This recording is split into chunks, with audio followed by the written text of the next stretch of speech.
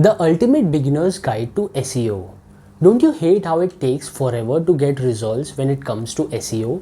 Everyone says it takes 6 months to a year and even in some cases many years to see results. Well, I have some bad news and some good news for you. Let's start with the bad news. SEO is a long-term strategy. It's not about doing it for a few months and forgetting about it. And if you stop focusing on it, eventually your competitors will outrank you.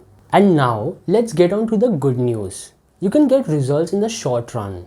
You may not get all of the results you want right away, and you may not rank for your ideal keywords, but that doesn't mean you can't get results within 90, 60, and even potentially 30 days.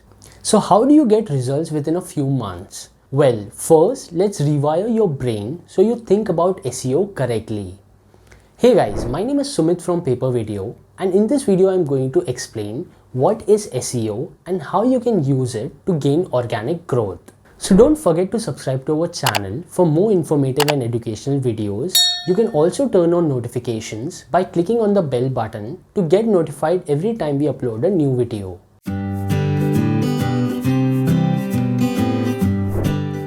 You'll get the most out of this video if your desire to learn search engine optimization is exceeded only by your willingness to execute and test concepts. The world of search engine optimization is complex and ever-changing.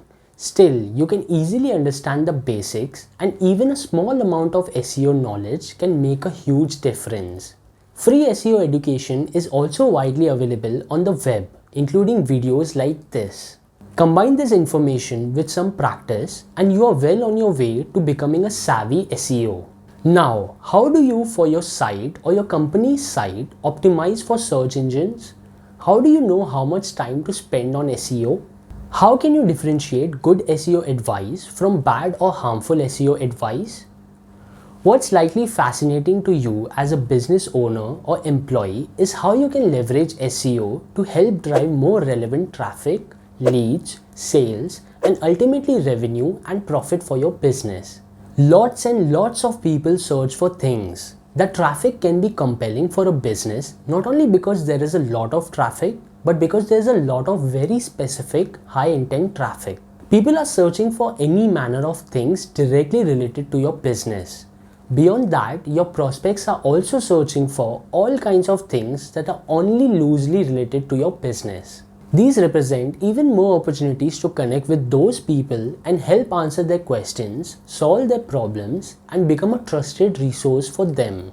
What works for driving traffic from search engines? First, it's important to note that Google is responsible for most of the search engine traffic in the world, though there is always some flukes in the actual numbers. This may vary from niche to niche, but Google is likely the dominant player in the search results that your business or website would want to show up in. And the best practices outlined in this video will help position your site and its content to rank in other search engines as well. Google's algorithm is highly complex. Google is looking for pages that contain high quality, relevant information about the searcher's query. They determine relevance by crawling or reading your website's content and evaluating algorithmically whether the content is relevant to what searcher is looking for, mostly based on the keyword it contains. Crawling and indexing are two distinct things, and this is commonly misunderstood in the SEO industry. Crawling means that Googlebot looks at all the content code on the page and analyzes it. Indexing means that the page is eligible to show up in Google's search results. They aren't mutually inclusive. They determine quality by any means, but prominent among those is still the number and quality of other websites that link to your page and to your site as a whole.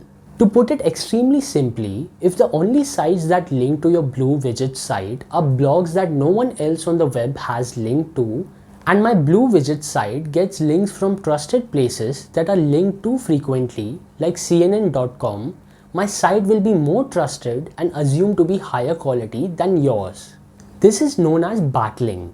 Backlinks are especially valuable for SEO because they represent a vote of confidence from one site to another. In essence, backlinks to your website are a signal to search engines that others vouch for your content. If many sites link to the same web page or website, search engines can infer that content is worth linking to and therefore also worth surfacing on a SERP. So earning these backlinks can have a positive effect on sites' ranking position or search visibility. Increasingly, additional elements are being weighed by Google's algorithm to determine whether your site will rank, such as how people engage with your site. Do they find the information they need and stay back on your site, or bounce back to the search page and click on another link? Or do they just ignore your listing in the search results altogether and never click through? Bounce rate is the percentage of single engagement visits to your site. That means what Google Analytics is actually tracking is the number of visitors who come to your page and leave without viewing any other page on your website or engaging with your page in a meaningful way. Click-through rate. CTR is an incredibly important concept in search engine marketing. The simplest definition is that click-through rate is the percentage of people who click on your ad after seeing your ad. Average session duration is defined as the time frame during which there are regular active interactions occurring from a user on a website. Your site's loading speed and mobile responsiveness.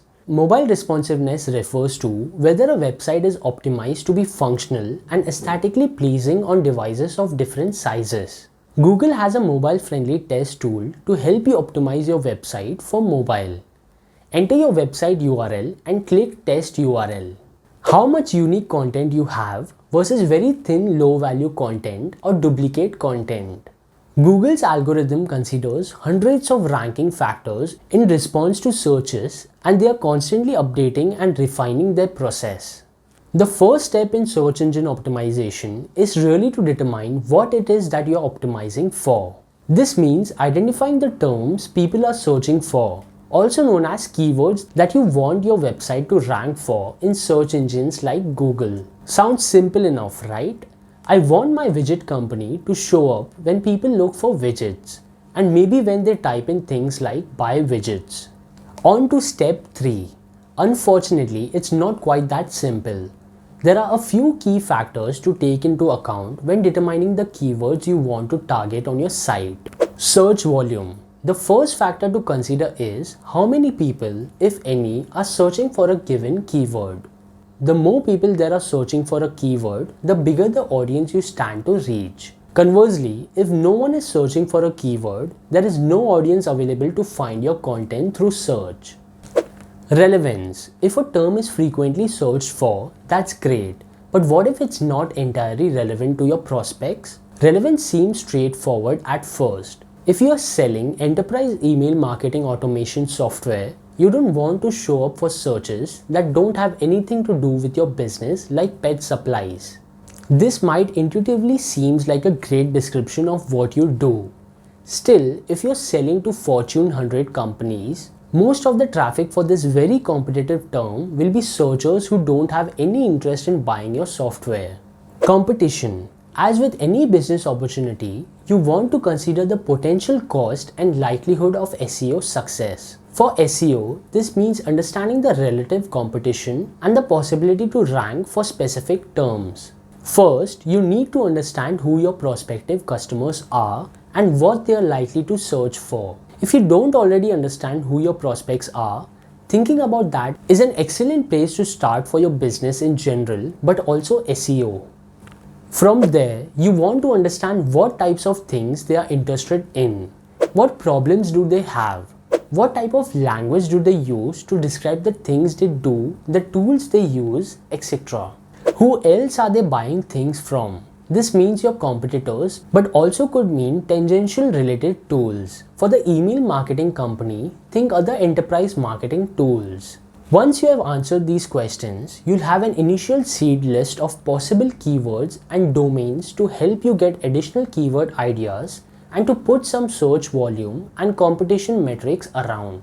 Take the list of keywords that your prospects and customers use and input those into keyword tools like Google's Keyword Planner or tools like Ubersuggest or WordStream's keyword tool. Once you have your keyword list, the next step is implementing your targeted keywords into your site's content. Each page on your site should be targeting a core term and a basket of related terms.